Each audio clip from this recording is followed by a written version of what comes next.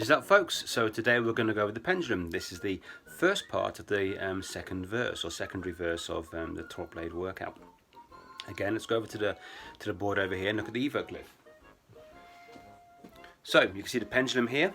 This part is the body, and this part is the fulcrum or the legs, and here's how the body is going to pivot over the hip joint here.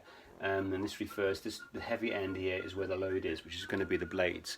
So it's a single leg deadlift. What we're going to be looking at is trying to maintain hip alignment, so we're not going to be going this way or that way over the leg, and we're also going to be looking at trying to maintain a strong spine. Okay, so for the erector spinae, so we're going to work the multifidus, we're going to work a bit of the hip flexor as well, the glutes obviously, and part of the posterior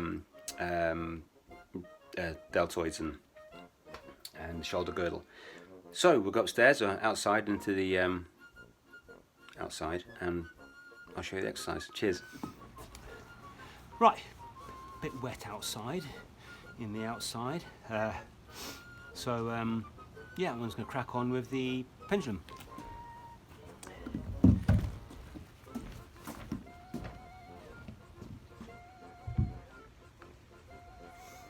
Make sure the safety lanyards are good. Okay, they're on. Okay, so front on first of all. Shift your body weight over your supporting leg. So it'll be this way for this one, this way for this one. From there we present arms, extend arms, tilt the hips forward, engage the core, and pivot. Now you can use the blades as a way to change the load by lifting and lowering, okay? And back up again. 2, back up, opposite leg. 1, making sure your hips are parallel to the ground as you come down. 2, from the side. Again, trying to keep your arms and blades out in front.